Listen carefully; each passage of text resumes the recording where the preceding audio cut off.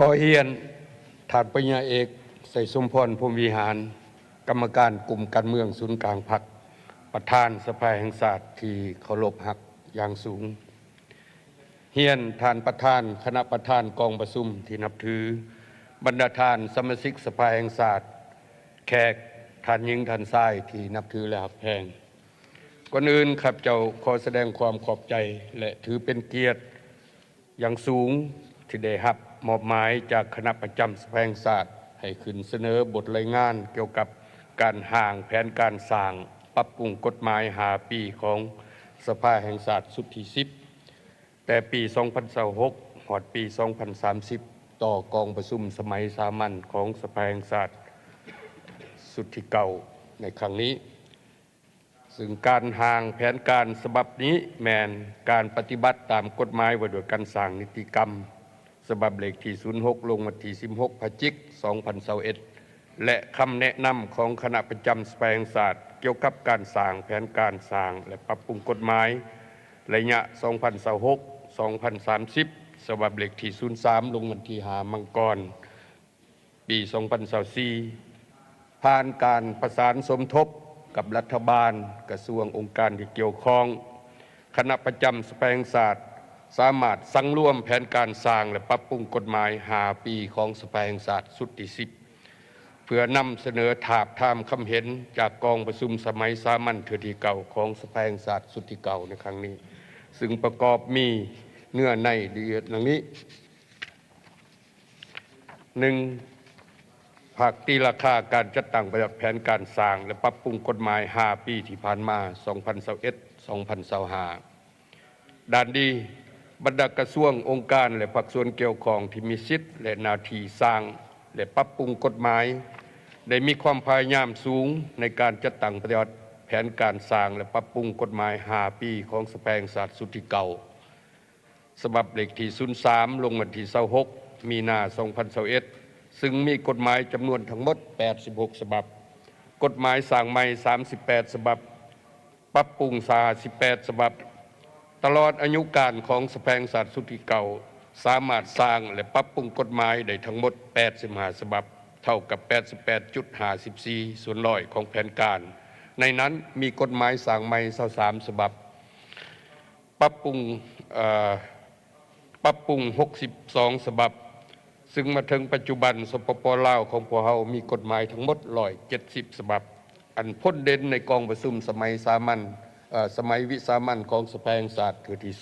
2สภาแห่งชาติสุดที่เก่าได้พิจารณารับรองเอารัฐธรรมนูญฉบับปรับปรุงปี 2025 การจัดตั้งปฏิบัติแผนการสร้างและปรับปรุงกฎหมาย5 ปีที่ผ่านมา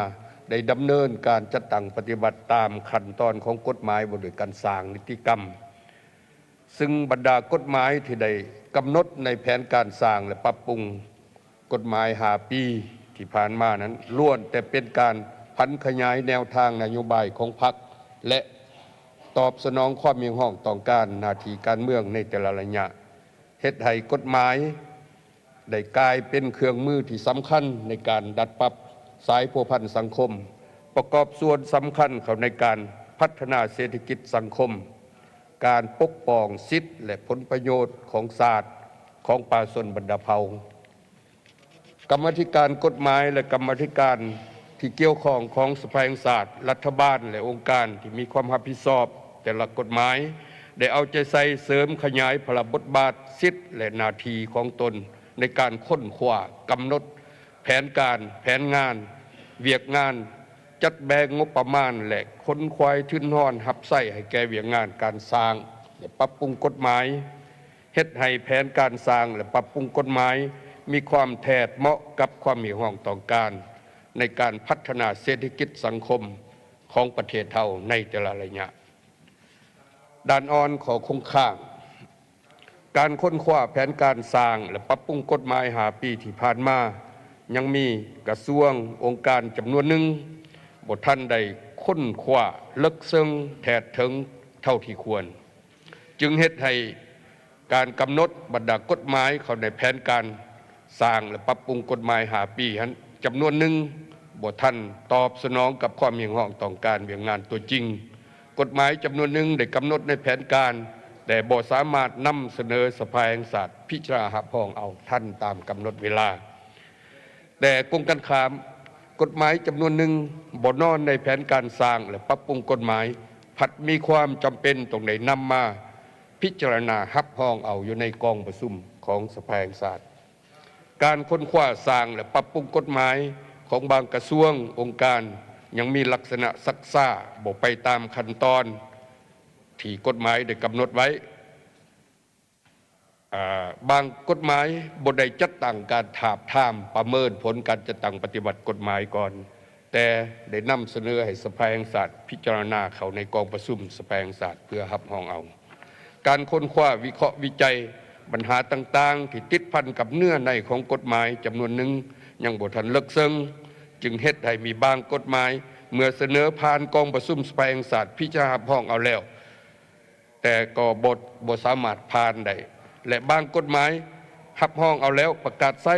การจัดตั้งปฏิบัติตัวจริงก็มีความยุ่งยากจำเป็นต้องได้ปรับปรุงคืนบางมาตราของกฎหมายกลไกและวิธีการเหียบเหี่ยงกฎหมายเพื่อนำเสนอประกาศใช้กฎหมายบางฉบับบ่ทันปฏิบัติใดตามกำหนดเวลากฎหมายได้กำหนดไว้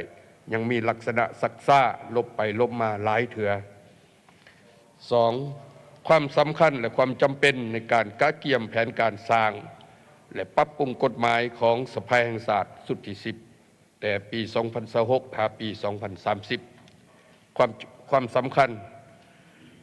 แผนการสร้างปรับปรุงกฎหมายหาปีของสภาแห่งชาติสุดที่10 2026-2030 แม้นมีความจำเป็นและเพื่อกำหนดหน้าที่เวียกงานเกี่ยวกับการจัดตั้งระเบียบพระบทบาทด้านนิติบัญญัติของสภาแห่งชาติเพื่อประกอบส่วนสร้างรัฐสปป.ลาวให้เป็นรัฐที่ปกครองโดยกฎหมายเฮ็ดให้เวียกงานสร้างและปรับปรุงกฎหมายแทนเหมาะกับสภาพการและความมีห้องตัวจริงและความสามารถตัวจริงของสภาแห่งชาติสุดที่10ความจำเป็นเพื่อรับประกันการกะเกียมแผนการสร้างและปรับปรุงกฎหมายหาปีของสภาแห่งชาติสุดที่10ให้มีประสิทธิผลสามารถจัดตั้งปฏิบัติใดคณะประจำสภาแห่งชาติได้ออกคำแนะนำของคณะประจำสภาแห่งชาติเกี่ยวกับการสร้างแผนการสร้างและปรับปรุงกฎหมายระยะ 2026-2030 ฉบับเลขที่ 03 ลงวันที่ 5 มังกร 2024 คณะเลขาธิการของสภาแห่งชาติได้ออกแจงการฉบับเลขที่ 399 ลงวันที่ 16 ธันวาคม 2025 หาห้องว่าการสำนักงานนายกรัฐมนตรีเพื่อเสนอรัฐบาลและหนังสือเสนอรัฐบาลฉบับเลขที่ 62 ลงวันที่ 21 มีนา 2025 หาองค์การเกี่ยวข้องเพื่อสร้างแผนการสร้างและปรับปรุงกฎหมายแต่ปี 2026 หา 2030 ต่อคณะประจำสภาแห่งชาติการค้นคว้าสร้างและปรับปรุงกฎหมายหาปีต่อหน้าต้องได้รับประกันความสอดคล้องกับมติ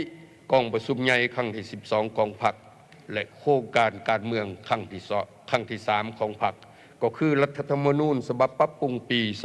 2025 เพื่อเป็นการพันขยายแนวทางของพรรคและรัฐธรรมนูญฉบับปรับปรุงปี 2025 คณะประจำสภาแห่งชาติจึงได้มอบให้บรรดากรรมาธิการของสภาแห่งชาติรัฐบาล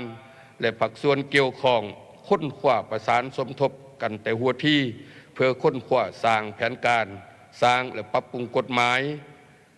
ของสภาแห่งชาติสุดที่10 ปี 2026 หา 2030 โดยได้ซุ้มใส่ค้นคว้าหนังสือเสนอของรัฐบาลและองค์การเกี่ยวข้องวิเคราะห์วิจัยความจำเป็นของการสร้างและปรับปรุงกฎหมาย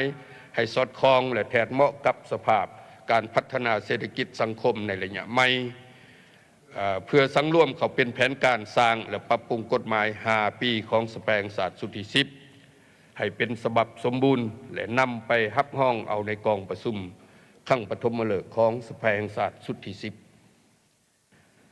3. กฎหมายที่กำหนดในแผนการสร้างและปรับปรุงกฎหมาย5 ปีของสภาแห่งชาติ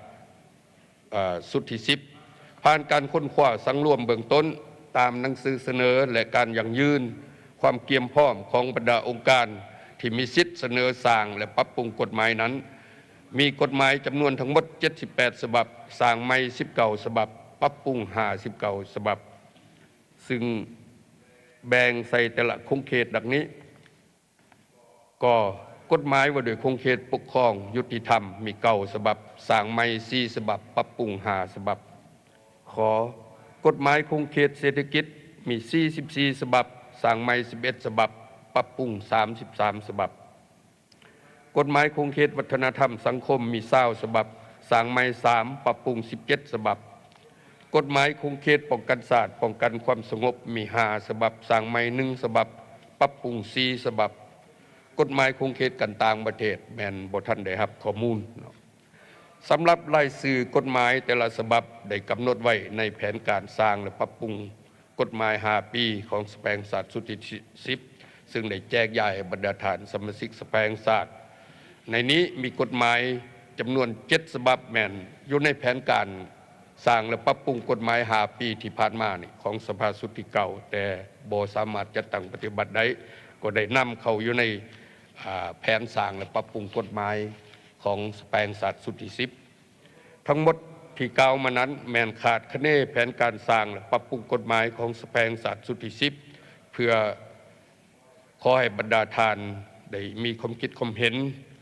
ถือว่านำเอามาถาบทามเนาะเพื่อสินำไปเสนอต่อกองประชุมครั้งปฐมฤกษ์ของสแปลงศาสตร์สุทธิ10เป็นผู้พิจารณาตกลงรับรองเอา